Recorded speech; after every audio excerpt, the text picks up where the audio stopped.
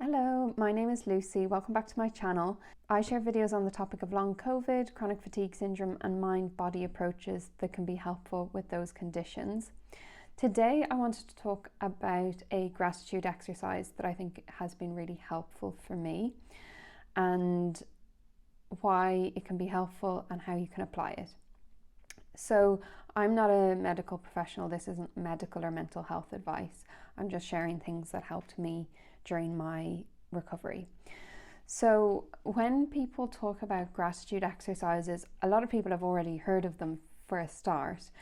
But also I think sometimes it can feel a bit annoying when you're not well and someone is talking about a gratitude exercise to do, because it can be hard to come up with things that you're grateful for when you're not feeling well. And also I think sometimes people feel as though these types of exercises are not really going to make a big difference to them. And I don't think this exercise alone could necessarily help someone recover. I mean, maybe, you never know. But I think we can sometimes underestimate the power that these exercises can have, in particular if you tend to focus on the negative and you tend to focus on what's not going well day to day for you. It can be helpful just to tune in to what is going well and also to think about what your role is in those things that have gone well. So the gratitude exercise that I have found most helpful and always recommend to people is one that has come from a book written by Martin Seligman. So Martin Seligman founded positive psychology. Positive psychology is basically looking at the research around people who are enjoying life, people who have good well-being, who have good health, and what they're doing that might help others. So a lot of psychological research before positive psychology focused on what wasn't going well and how to fix it. So if someone had a problem, how do we change this situation? Whereas positive psychology is looking at what's going well. So people who are naturally happier, healthier, and have good well-being, what do they do? And how can that be applied to other people to help them feel better in life?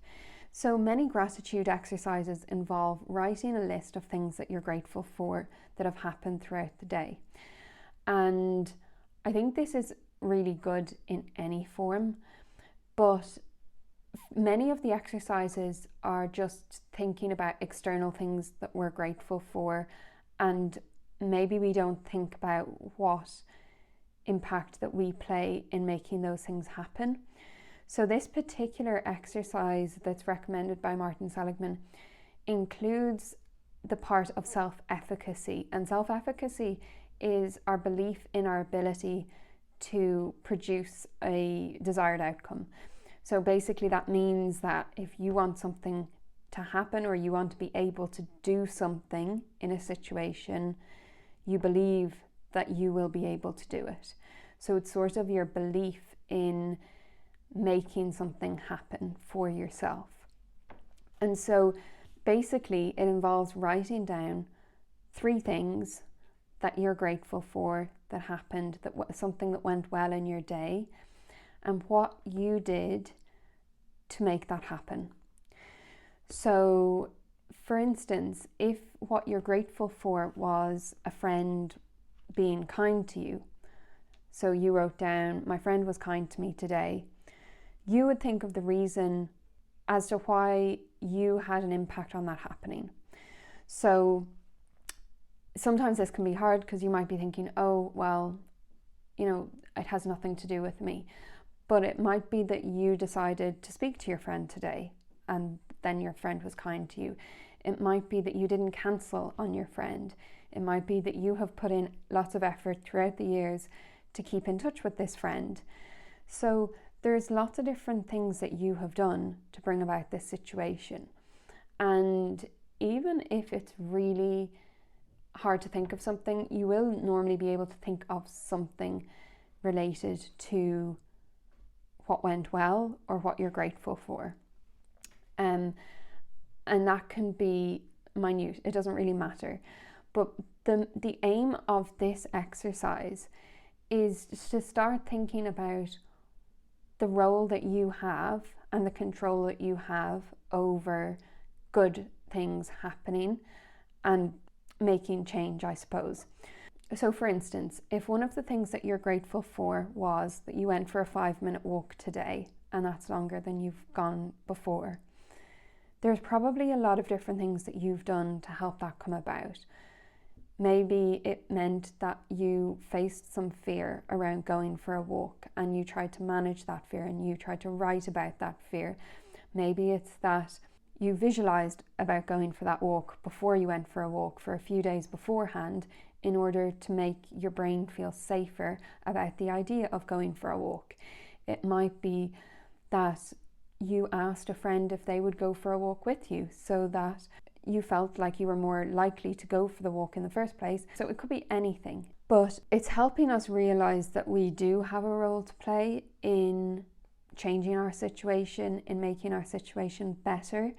And also it's helping us focus on what's going well, when maybe a lot of things are not going well and it's really difficult not to think about all of the things that are not going well. So the other benefit of this is that when we know that we're writing it down every day, we might start thinking ahead to the next day in terms of, what would I like to be able to write down that I'm grateful for? Like, is there something that I'd like to start doing? Or is there a podcast I really want to listen to? Or is there something that I would be really happy if I was able to write that down? And then what are the steps to get there? What would I need to do to make that happen? So it can be helpful in terms of prompting us. It can also be helpful in terms of us starting to pay attention to what is going well in the day, because we might be looking out for things that we're going to write down later. And whilst it is a very simple exercise, I think it can be really helpful, and also some people can find it hard to stop doing because they enjoy writing things down and noticing what's going well. So I think the first time that I started doing this exercise, it was probably about 10 years ago, and I decided I'd do it for a month, and I ended up doing it for a year.